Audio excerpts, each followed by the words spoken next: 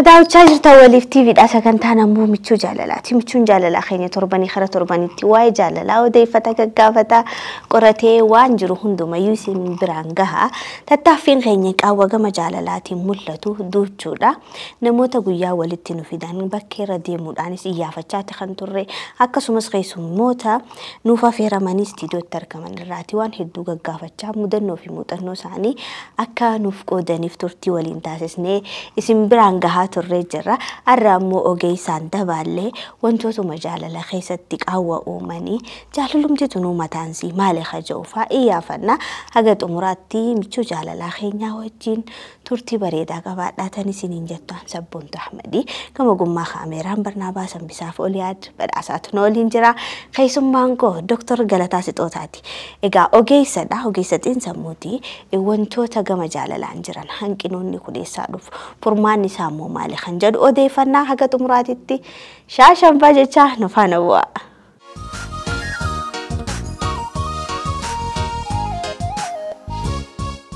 Bagana gaan dhufte. Nagana gaan nu iddetillee. Gaa khasirraan fadee saasiyaadatu khasin beeyne siyaabaru daawwattoota khiyyaa wajji wal bare. Galatoomii yeroo lammaffaa natti fakkaata walitti deebine maqaan koo Dr. Galataa Sixootaan jedhama. Barsiisaa fi ogeessa saayikooloojii yookiin immoo xiinsammuu kan jennu sanaati.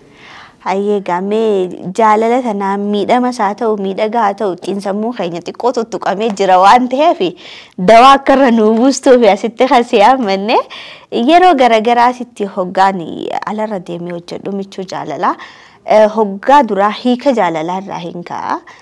Jaalalumti tun maali je'een namoonni gaa muuxannoo qaban irraa akka nu ibsaniif kan hin beekne akka irraa baratuuf hedduu gaggaafanna.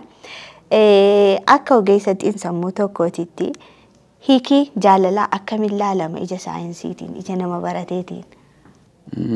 Galatoomi. Jaalalli gaatu akkuma tu jette waan jiruu mucaa namaa keessa jirtuudha. Guyyaa mucaan namaa kun uumamee kaasee miira namatti dhaga'amu yookiin nan jaalladhe yookiin nan jaallatamee oduun kun numa jirti. Jaalalli kun egaa kan namaa qofa osoo hin taane bineensumtillee jaalala akka qabu maaliin beektaa gaafa haati daa'ima isheef fakkeenyaaf hoolaas taatu re'ees taatu bineensuma kabiraallee haa taatu miiratti agarsiisu tokko wayinii qabdi.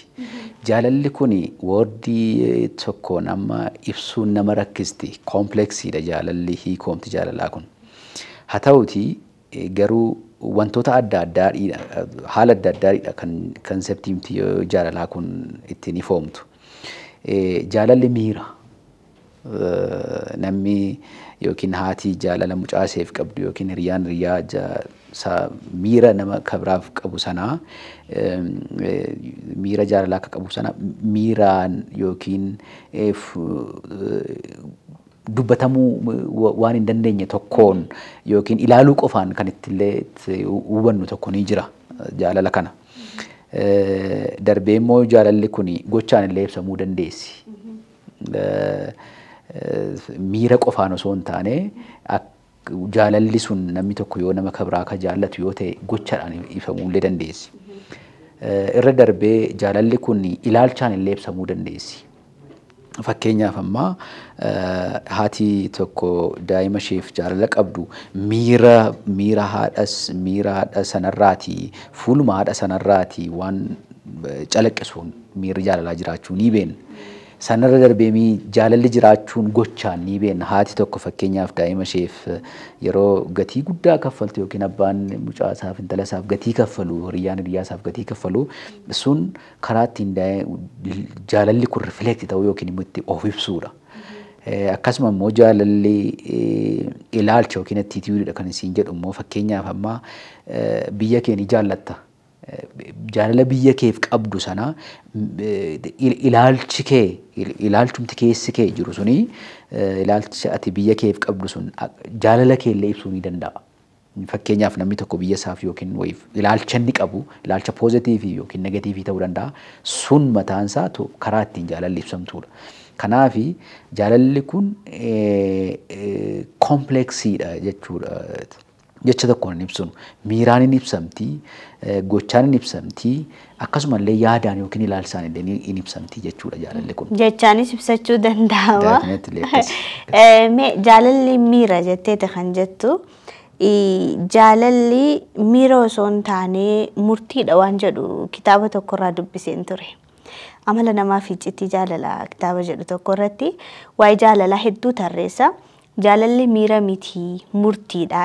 Asitti garaagarummaan jiru maalidha? Jaalalli miira miti murtiidha. Jaalalli miirarraa kaatee gara murtii sanatti deemti.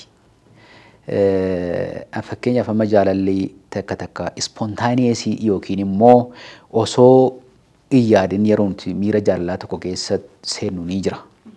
Yookiin ijaan arguun ta'uu danda'a. Yookiin immoo haala nuti hin beekneen miira jaalalaa keessatti yeroo of agarru jiraachuu danda'a kun. Kaalkuleetii fi miti yookiin immoo kaalkuleet goonee bakka nan jaalladha jennee miira sanatti hin seennu. Garuu erga miira sanatti seennee booda tiruu laaviin yookiin jaalalli dhugaanii koomitmentii yookiin murtoodhaan xumuramti. Miiraan jalqabdee koomitmentiidhaan yookiin murtoodhaan xumuramti. Sun jechuun maal jechuudha? Yoo miira qofa irratti kan haftu taate infatuatii yookiin immoo roomaantikii qofa taati. Miira qofa taati. Jaalalli immoo miira qofa miti. Koomitmentii yookiin murtee barbaaddi. Miira sanarraa kaaneeti koomitmentii yookiin immoo gaafa murtee irra geenyudha. Fuulii jaalala jennee waamuu kan dandeenyu. Kanarraa hafe miirri qofi suni akka just like nama fakkeenyaaf qufaan si qabe. Yoo qufaan si qabe si dhiiftii mi qufaan? Yaadatu torbee tokko torbee lama booda. Ni irraanfattee. Akkasi. Miira qofa yoo taate jaalalli sun jaalala hin taatu. Koomitmentii yookiin yoo murtoon itti dabalamteedha. Kan jaalala taatu. Dhugaa yookiin tiruu laavii kan jennu sana kan taatu. Tiruu laabii sanaafis jaalala dhugaa sanaaf akkasuma miira qofaas miti. Intimeesiinis ni barbaachisti. Fakkeenyaaf amma miira nama jaallatu tokkoof miirri itti dhaga'amu jira yoo nama sana bira. Sanarra darbee immoo attachmentii yookiin immoo nama jaallannu sana waliin yeroo dabarsuuf yookiin intimate taanee namni sun akka nurraa fagaatu barbaaduu dhiisuun sun elementii jaalalaa keessaa takka. Sanarra darbeedha. Koomitmentii yookiin immoo decisionii gaafa seenne boodadha tiruu laaviin kan taatu. Decisioniin suni infatuatii miira qofaa miti. Miira alayyuu nama sana jaallatu sanaaf gatii kaffaluuf yeroo ati qophii taatudha. Decisionii sanarra yeroo geessu. So kanaafidha jaalalli suni jaalalli miira miti murtiidha kan jedhamee fi piroosesii kana keessa darbee gaafa murtii sanarra ga'edha tiruu laavii ta'ee kan mul'atu. Hayyee galatoomi. Isin itti aantaa immoo jaalalaa fi namni ulaagaa qabdi jedha. Kaan immoo ulaagaa hin qabdu jaa. Tasuma immoo ulaagaan jaalalaaf hin barbaachistu haja'us ni jira. Mee ati akkamitti ilaalta waa kana? Jaalalaaf ulaagaan ni barbaachisti moo hin barbaachistu moo ulaagaa qabdi jaalalti? Jaalalli jalqaba ulaagaa qabaachuu dhiisuu dandeessi. Jalqaba. Fakkeenyaaf akkuma sila siin jedhe jaalalli kanirraa pooyintii irraa kaatu ni qabdi. Tokkoffaa ijaan wal arguu irraan ta'uu dandeessi. Fakkeenyaaf amma dargaggeessi tokko mucaa dubaraa tokko dhaabbii ishee irraan yookiin immoo kalarii qaama ishee fuula isheetii irraan ta'uu danda'a kan jalqaba miira sana keessa seenu. Kaalkuleet godhee yookiin immoo intala dubaraa sanaa akkasittiin jaalladha jedhee miti.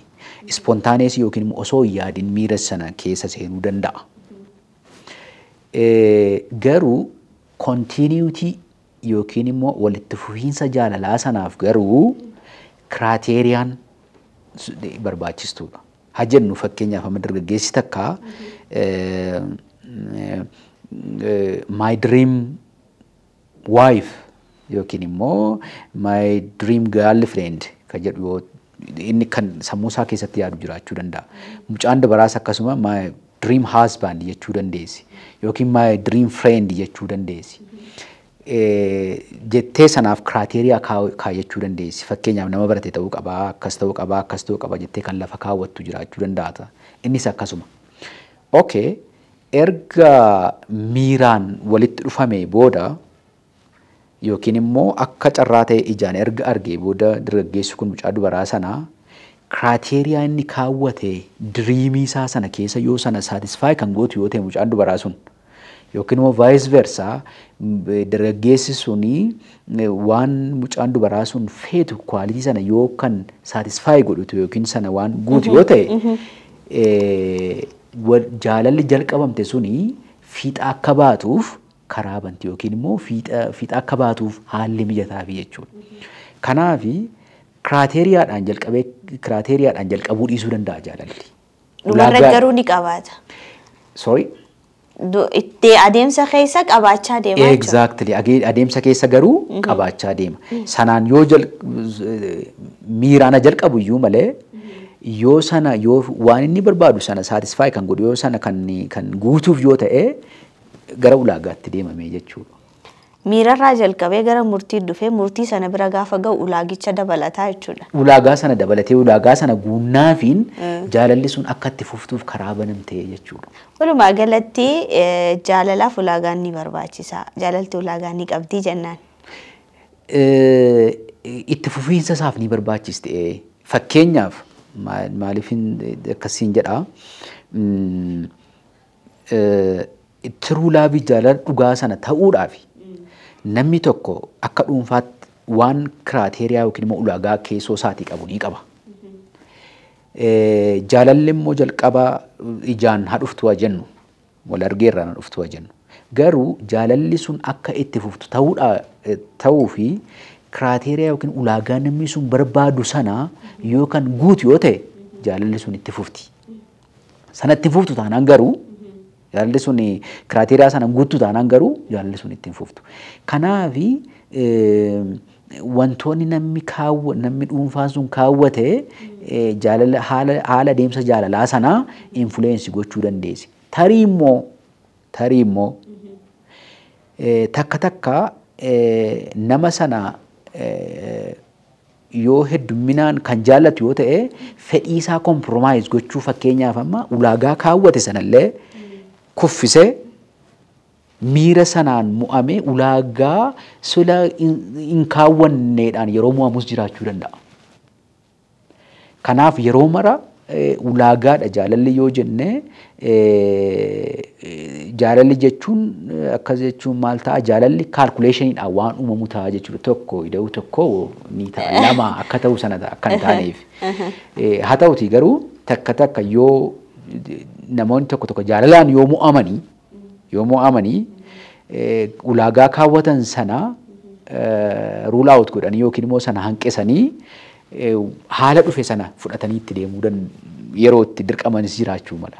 Sanaaf jaalalli yeroo mara ulaagaadhaan hoogganama akkan jenne kan nu taasisu individual difference wantoota garaagarummaan namoota gidduu jirtu sanaanii kufuu dandeessi yaada jedhurraa ka'eetan. Ayyee taatee haala bareedaadhaan kanatti ibsite jaalala kan ijaaru ammoo maali? Jaalalli takka akkamitti ijaaramtee jaalala dhugaa taatee bu'uurri sii jabaatee galmatti jaalala yaadan sana gahuu dandeessi? Jaalalli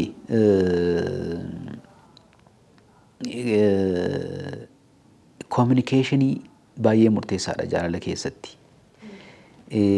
Communicationiin hin jirtu taanaan jaalalli jiraachuu hin dandeessu. Mucaan namaa ni dogoggora. Beekees ta'uu habaatuu osoo hin beekinis ni dogoggora mucaan namaa haala jiruu isaa keessatti.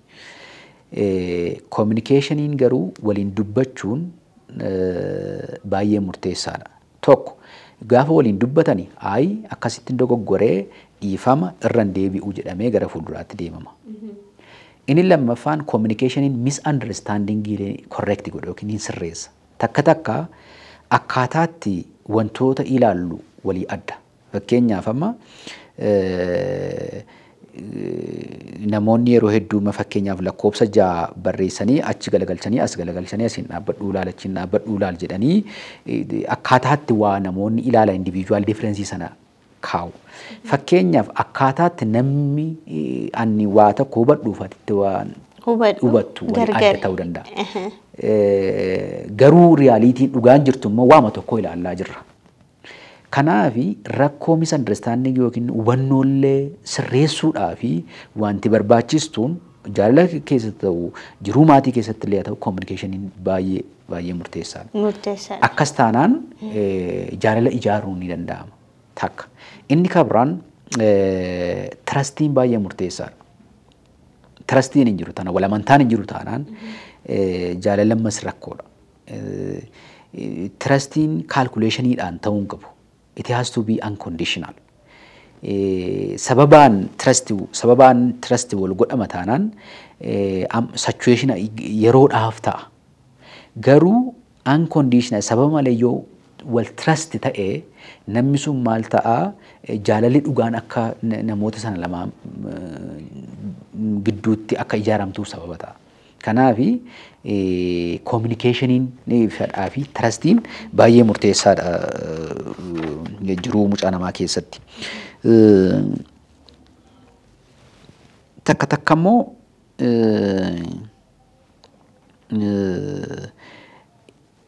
namoonni illee yeroo isaan itti walitti dhufeenya namootaa yookiin jaalala namootaa itti spoil godhan illee jira. Fakkeenyaaf amma yoo jaalala keenya keessatti confidence yookiin immoo amanamummaa hin qabaanne wantoonni tunitti inni dhalaanis hiriyaa seerraa dhageessu inni dhiirris hiriyaa isaarraa dhaga'u jaalala namoota lamaan gidduu sana jiru hubuu danda'a. Kanaafi yeroo walitti dhufeenya yookiin relationshipii dhufamu relationshipii sana keessatti confident ta'uun baay'ee murteessaadha. Relationshipii walitti dhufeenya sana keessatti amanamummaa qabaachuun baay'ee waliif amanamuun wal amanuu fi walirratti confidence qabaachuun baay'ee murteessaadha. Sun ta'u taanaan oduu namootaadhaan takka illee jaalalli spoil taatee summooftee baduus waan dandeessuuf. Kanaafi walamantaan communicationin waliin dubbachuun akkasuma dubbii namootaadhaan immoo oofamuu dhiisuun jaalalli akka ijaaramtuuf karaa ni bana jechuudha. Asuma radda balati wantooti jaalala balleessanoo diigumsaaf ka sababa ta'an utuu gara gaa'ilaatti hin galle namoonni utuu jaalalaan waliin jiranii jaalala walii qaban san namatanii utuu hin quufin yeroo adda bahantu jira. Kanaaf immoo jaalala balleessuu keessatti wantoonni akka rakkootti ilaalaman maali? Jaalalli akka baduuf sababa kan ta'ani isilumallee kaaseen ture sana ni fura tokkoffaa namoota lamaan gidduu communication dubbiin hin jirtu taanaan jaalalan balleessaa walamantaan hin jiru taanaan jaalala balleessaa qaamsa dafaa yoo kaseenu taate jaalala balleessaa. Inni kabiraan incompatibility fakkeenya incompatibility jechuun yaada namoonni fakkeenyaaf wal danda'uu barbaachisa jaalala keessatti. Maaliif gaafa namni lammi walitti dhufu fedhii keenya compromise gooneeti yookiin immoo fedhii keenya hanqisneeti kan namatti dhufamu. Fakkeenyaaf namni gaafa qofaa jiruuf gaafa nama waliin jiru even kutaama tokko keessallee gaafa taa'u nama waliin gaafa taa'uu fi qofaasaa gaafa taa'u walii adda. Freedomiin yookiin immoo bilisummaan inni gaafa kutaa tokko keessa qofaa taa'uu fi nama kabiraa dabalatu murteessaadha. Maaliif waan kutaa tokko keessa jiru gaafa lama taatee seentu waliin share goota. Akkasuma jaalallee yoo garuu qofaa keessa jiraate ta'e immoo waan kutaa sana keessa jiru maraasiitutti fayyadama. Jaalalli kanaaf compromise barbaaddi. Yoommoo wal compromise gochuu wal hubachuu fi fedhii ofii haga ta'e daangessanii isa kabiraas daangessanii waliin hin jiraatamtu yoo ta'e incompatible yookiin wal dhiibaa yoo ta'e Miirri sun fakkeenyaaf amma poozitiivii fi negatiiviin walitti qabataami fakkeenyaaf yoo waach intanii gootu. Yoo garuu lachuunsaa wal fakkaataa yoo ta'e wal dhiiba. Wal dhiiba. Incompatible ta'e jechuudha. Wal qabachuu didee jechuudha. Wal danda'uu dhabee jechuudha. Akkasuma sunillee maal godhaa jaalala balleessa. Inni kabiraan jaalalli kireetiivitii barbaaddi. Fakkeenyaaf kireetiivitii yeroon siin jedhu kireetiivitii fakkeenyaaf yoo gabaabsee sii kaasu amma mana tokko keessa jiraatta yoo ta'e akkaataa mateetti teessooti irratti sireeti yookiin wanta irra raftu teessoomti kutaa kee keessa jiru takka yoo flexible gootu yoo ta'e manni kee sittiin tolu. Sittiin tolu. Waan haaraa fedhaa jiruun kee waama jirtu sana sirreessitee yookiin waan haaraa akka agartutti unity findaattu akka sanatti fiil gochuu barbaadda. Jaalallis akkasuma akka booringii hin taanee fi ispaayisii waan mimmi'eessituu adda addaa waan gochuun barbaachisti jaalalaaf. Sun maal gooti jaalalli akka mi'aawu gooti. Yoo kireetiiviin sun hin jiraanne jireenya nuuf fiitaati. Sanas yoo sanarratti dalagamaa deeme akka jaalalli hin banneef illee sababa taati jechuudha. Inni kabiraan jaalallee akka badduuf sababa kan ta'u ignore osoo beekanii ignore gochuu yookiin immoo neglect fakkeenyaaf amma attentionii naan fakkeenyaaf namoonni tokko yeroo lolanii naaf attentionii naan kennine yookiin naaf yeroo naan kennine ignore na goote yookiin neglect na dagatte sun maalitti geessa akka jaalalli diigamtuuf illee rakkoo godhatti kun. Inni kabiraan fi important thing jedhee kan yaadu mucaan namaa kun respectii barbaada. Jaalalli kabaja fedha. Kabaja fedha. Jaalala keessa kabaji hin jirtu taanaan abbaa warraas ta'udha warraa hiriyyaa warra waliin fuuneessa ta'u wal kabajuun hin jirtu taanaan jaalalli ni baddi. Keessumaati saayinsii wantoota hedduu ilaaluuf yaaleen ture. Mucaan dubaraa irra guddeessaa nama jaalala barbaaddi. Hiriyyaalaa kunuun keerii sana barbaaddi. Dhiiraa immoo respectii barbaada. Dhiirri amma dargaggeessi yookiin mucaan dhiiraa haa qabaatu haa dhabu, haa dheeratu haa guddatu, haa dheeratu haa gabaabbatu, haa furdatu haa qallatu. Waan guddaan kan inni hiriyyaasaarraa yookiin haadha manaasaarraa irraa eegu inni guddaan kabaja. Kabaji hin jirtu taanaan jaalalanii borofti. Suni wantoota jaalala balleessa yookiin jaalala diigan keessaati inni tokko respectii yookiin wal kabajuu dhabuudha. Kun kriitikaaliidha siin jechuu fedheeti. Hayyee meechuma irratti yeroo ammaan tana gaa'illi hedduun aarsaatti kaffalamee sakandii muraasa keessatti daqiiqaa muraasa keessatti isa irratti kaffalame san caalaa yeroo diigamu argina.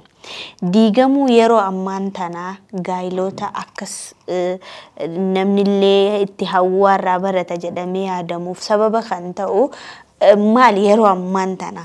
Keessattuu yeroo ammaa baay'atee jira. Kan wal fuudhu caalaa kan walii kuyi argitaa.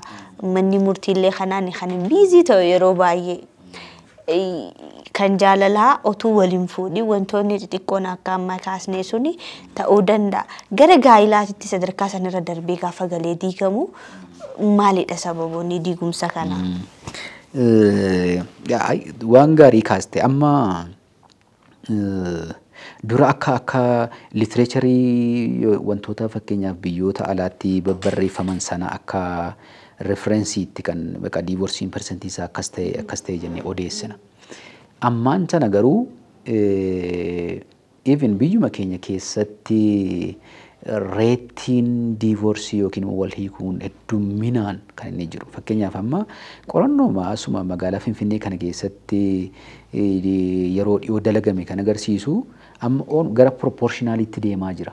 Ammi wal fuudhuu fi ammi waggaa keessatti wal hiikuu heddummachaa deemaa jira. Kanaafi sababoota hedduun kaasuun danda'ama. Sababoonni kaasanii fakkeenyaaf amma sababa kanaaf sababa tokko jennee lafa kaa'uu hin dandeenyu. Garuu sababoonni achirratti kakkaa'anii wantoota hedduutu jira. Tokkoffaa incompatibility aan sila siin jedhe sun murteessaadha. Wal danda'uu dhabuun, wal hubachuu dhabuun, fedhiin adda addaa jiraachuun suni akka jaalalaan waliin hin turreef sababoota kan ta'an keessaati takka. Inni kabiraan selfishness amma dura namni ofiisaa dhiisee nama kabiraaf yaada. Nama sakaaniif dursa kenna. Haa ta'uutii garuu amma dhiibbaa globalizationiin haa ta'uu dhiibbaa fedhii kuffisanii darbuu fedhuun haa ta'uu namni ka duriirra caalaa gara selfishness yookiin ofittummaan kun babal'achaa akka deemeetti kan agarsiisu. Fakkeenyaaf amma dura gatii maatiidhaaf baafamurra caalaa gatii ofitti baafamu akka baay'achuu sun akka jaalalli diddiigamtuuf illee sababoota kan ta'an keessaa takka. Inni kabiraan tariitii namoonni hedduun kan itti walii galeenis jiraachuu danda'u kan itti waliin galles jiraachuu danda'u ta'a. Dura irra guddeessaan amma ijoolleen dubaraa yookiin immoo warri dhalaa erga gaa'ela dhaabbatan yookiin osoo gaa'ela dhaabbatanii dura laarjilii yookiin immoo irra guddeessaan bireedwiinerii kan maatii hoogganu dhiira. Sun immoo kan maatii kan hoogganu yeroo jennu ikoonoomikaalis kan maatii liid godhu jechuudha. Kan maatiidhaaf bireedwiinerii jechuun wantoota addaa kan maatiif dhiyeessu dhiira qofa guddeessaan. Amma garuu kaalchariin sun yookiin sun aadaan sun amma chaalenjii ta'aa deemeera. Irra guddeessaan ijoollee dubaraa yookiin immoo haadholiidha yookiin immoo dubartoota irra guddeessaan amma kan maatiidhaaf kontribuut gochaa jiran ikoonoomikaalii indipendentii ta'aa jajjabaachaa deemuun suni kaalcharii dura hawaasa keenya yookiin aadaa hawaasa keenya keessa hin turre sanaa dhiira qofaarraatii waa eeguun suni gara of ikoonoomikaalii indipendent of danda'uutti puush gochaa jira. Sun immoo gaafa ikoonoomikaalii inni dhalaanis inni dhiiraas of danda'a deemanii dhimma maatii irratti murtoo kan kennuun akka duraa abbaa qofa miti amma kan kennu haatis because equally contribute gochaa waan jirtuuf maatii sanaa fi decisionii walqixa kennuu feeti jechuudha. Sun immoo waliin hubatamu taanaan kan kaleessan barree harreessaa konfliktiin uumamuu danda'a. Sun maalitti fidaa ikoonoomikaalii indipendent ta'aa deemuun kuni gara wal diiguutti wantoota kontribuut godhan keessaa tokko jedha litireechariin kan kanatti waliin gallee jiraachuu danda'u akkuma sila siin jedhe sana. Kunillee gahee yookiin roolii mataasaa taphatu qabaachuu akka maluudha kan inni wadhu. Takka immoo infidelitiin kunis walamantaa dhabuun haa ta'uuti walamantaa dhabuun fakkeenyaaf amma afaan Ingiliffaa cheating kan jennu sana abbaan manaa yookiin osoo haadha manaa jirtu kan biraa bira deemuun haati manaa yookiin osoo abbaan manaa jiru kan biraa bira deemuun tarii egaa kun new phenomena yookiin wantoota haaraa amma jalqabanidha moo durumayyuu jiraatee garuu amma miidiyaan kana expose gochuu keessatti waan baay'ateefidha kun akka sababaatti kan ta'e ka jedhu qorannoo kan biraa kan raawwachiisu ta'ee osoo jiru amantummaa walamantaa dhabuun kunillee sababoota diivoorsii yookiin immoo wal jaalalli akka gaa'elli akka diigamu sababoota kan ta'an keessaati akka tokkotti illee kan. Chiitii sana maaltu fidamee amma walirratti egaa walirra chiitii godhanii amantaa samtu bada walamanuun hin jiru takka namni eega si ganee sadarkaa walirratti chiitii gochuun sun afaan Oromootiin maal akka jedhamullee hin beeku. Sadarkaa sanarra gahuutti gara walirratti deemuu dhoksaadhaan walirratti hatu sana maaltu fidamee gaa'ela keessatti? Gaa'ela communicationin dhibuudha. Communication gaafa dhibu communication baay'ee murteessaadha jiruu keessatti. Fakkeenyaaf amma wantoota akka gaa'illi diigamu contribute godhan keessaa tokko incompatibility hin jedheen ture. Sababa adda addaadhaan incompatibility jiraachuu danda'a. Waliin haasa'uudhaan communicationidhaan rakkoo sana furuun hin danda'ama. Gaafa rakkoon keenya immoo rakkoo hedduun gaafa rakkoon uumamtu waliin communicate godhu riyyaan communicate godhu abbaa faatii communication dhaabbata gaafa wal dhabamu which is wrong. Kanaafi communication dhibuun wal hubachuu dadhabuun fedhii ofii daangessanii fedhii nama kabiraaf jiraachuu dhabuun yookiin immoo fedhii ofii daangessanii fedhii maatiif jiraachuu dadhabuun kun sababoota gara rakkoo nuti kaafne sanatti puush godhanidha. Kan deeman jechuudha. Kanaafi communication baay'ee murteessaadha. Maal rakkoon jiru maal jedhanii waliin dubbatanii rakkoo furaa waliin haasaa yoo deemame gara sanatti hin deemamu. Rakkoo keenyatu rakkoon hawaasa keenya keessatti guddaan jiru openly communicating goonu. Rakkoo kana jira akkamitti fooyyessinu jechuurra yoo rakkoo yookiin namni tokko dadhabina qabaate dadhabina sana dubbatanii sirreessuurra gara bitaa yookiin gara mirgaa ilaaluun suni wantoota rakkoo kanaaf saaxilan keessaa jechuudha. Inni kan biraan ammooti cidharratti xiyyeeffataniitiin gaa'ilaaf xiyyeeffannoon isaan kennan laafaa ta'urraa kan ka'e cidha guddaan itti dadhabamee dubbatamee fi illee gaggeeffame gaa'illi sun yeroo gabaabaa keessatti kan diigamu argina. Garaagarummaan gaa'ilaa fi cidha jidduu jiru maalime? Cidha malee gaa'illi jiraachuu danda'a. Cidhi celebration yookiin immoo proogiraamii guyyaa eventii guyyaa takkaati. Guyyaa takkaati. Cidhi gaa'illi garuu guyyaa namoonni sun walitti dhufanii waliin jiraachuu qabanii kaasee yoo rabbi isaan milkeesse haga du'aatti waliin itti fufamuudha. Sun eventiidha. Cidhi sun eventii takka malee gaa'illi jiraachuu dhabuudhaaf sababa ta'uu hin danda'u cidhi. Fakkeenyaaf yoo gaa'illi 1,000tu gaggeeffamoo ta'e san keessaati 100 qofa ta'uu danda'a kan cidhitti raawwatamu. San keessaati 900 ol gaa'ila garuu cidha ta'uu dhiisuu danda'a. Sanaafi waan hawaasi baratamaa hawaasuma keessa baratamee fi baasiin addaa irratti ba'ee sana akka dhuunfaatti baasiin achirratti ba'u osoo jara sana lamaaniif hafe jiruu isaanii illee akka ta'e fuulduratti oofuu danda'a ilaalchi jedhu nuu qaban. Kanaafi hawaasi kana confuse gochuu hin qabu. Bakka cidhi hin jiraannetti gaa'illi jiraachuu danda'a. Cidhi jiraateef immoo gaa'ilaaf gaaraantii hin ta'u. Waan asitti miliyoona baasee daa'ima isaa heerumsiiseef cidhi sun yookiin gaa'illi sun itti fufa jechuu miti. Waan cidhiin hin raawwatamneef gaa'illi itti fufa jechuu miti. Kan gaa'ila murteessuu jaalalaa fi wal hubannaa namoota sanaati. Kanaafi ilaalchi kun illee ilaalcha sirrachuu qabudha jedhee yaadaan. Waladdaa jechuudha. Cidhaa fi gaa'illi waan waladdaati. Cidhi waan guyyaa tokkooti. Gaa'illi immoo waan hanga lafa kanarra jiran waliin jiraatan nama lama jidduutti dhaabbatu jechuudha. Hayyee guddiseetti si galateeffadha bifa bareedaa ta'ee fi ifa ta'een kanatti deebisaatiin jirtu.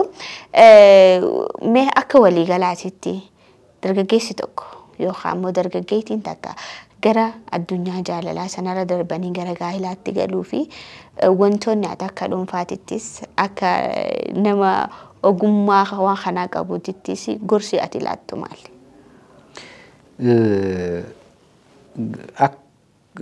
Jaalalli akkuma durallee itti dubbachaa turre kaalkuleeshiniidhaan yookiin immoo itti yaadanii jaalalli uumamuu dhiisuu dandeessi jalqabaaf. Haa ta'uutii garuu jaalalli osoo kondiishinii jaalalli adeemsa keessa osoo bilchaachaa deemte gaarii natti fakkaatti. One time eventii fenomenaa yoo taate waan si'a tokko qofaa walitti dhufanii asumaan gaa'ila asumaan jedhamuun suni bor bultee rakkoo biraa qaqqabsiisuu dandeessi. Kanaafi haala xiinxalanii bultoo ararra dhaabatanii waggaa 5 waggaa 10 waggaa 1 waggaa 2 ilaaluu danda'uutu barbaachisa. Jaalala keessatti immoo communication yookiin waliin dubbachuun baay'ee murteessaa akka ta'es dargaggeessi illee beekuu qaba. Waliin dubbatamu taanaan misunderstanding uumama. Wal hubachuu dhabuutu uumama. Wal hubachuun hin jiru taanaan immoo jaalalli itti fufuu hin dandeessu. Kanaaf kun dargaggeessa qofaaf illee osoo hin taane warruma gaarii dhaabbataniif iyyuu ergaa guddaan qabu. Open communication baay'ee murteessaadha. Waliin dubbachuun waliin haasa'aa deemuun rakkoolee jiru furaa deemuudhaa fi communication baay'ee murteessiti. Communication hin jiru taanaan wal hubachuu hin danda'amu. Wal hubachuu hin jiru taanaan immoo jaalalli yookiin gaa'elli itti fufuu hin dandeessu. Kanaaf kana jechuu fedha. Egaa without communication there is no love jettee warra adiinuu kanumaan golamna. Dhaamsatti dhaamtu kabiraa yoo jiraate carraasii kennaa gaafiileen koo hammuma kana yeroo keenya nu daangeessa waan ta'eef. Galatoome hedduu isaa kaaseen jira. Dargaggeessi gaafa jaalalatti seenu miiraan jalqabdu malee miiraan akka dhumuu hin qabdu jaalalli. Commitmentiidhaan yoo dhumteti yookiin immoo itti yaadumsaan bilchinaan yoo dhumteti yeroo dheeraa fudhatte waan ta'eef dargaggeessi miiraan osoo hin taane maal jedhan isaa yaadaan yookiin bilchinaan osoo hoogganamte ogummaan dabalamte hoogganamte yeroo dheeraa jiraatti ergaa jedhuun qabaa galatoome. Hayyee ulfaadhu maqaa daawwattoota kiyyaa irra deebi'ee yeroo kee qaalirraa nu goottee yaada bareedaa kana waan nu gumaachiteef ulfaadhu horii buliin siin ja'a. Atillee ulfaadhu jabaadha. Kabajamoo daawwattoota keenya hoggundaa akkuma jechuuf yaaletti waa'ee jaalalaati ka odeeffannus ka gaggaafannus jaalalli waan miiraan eegalee murteedhaan amanamummaa ofitti amanuu wal amanuudhaan iccitii walii eeguudhaan wal beekuurra walii beekuu wayii akka Oromoon jedhu san wal hubachuudhaan wal dhageeffachuudhaan waliin dubbachuudhaan waan ijaaramudha. Dhufuun marii qabdu na jooftu jedha Oromooni. Wanti irratti mari'atan wanti irratti waliin dubbatan nama lamatu qaama adda addaa lama walitti dhufa waan ta'eef akka kanatti yoo deemanii ijaaramuu isii bal'attee diigamuun isii xiqqaattee jechuudha. Egaa wantoota kanarratti yeroo dheeraadhaaf dubbachaa kan turre kanaan boodatti irratti daleynaa.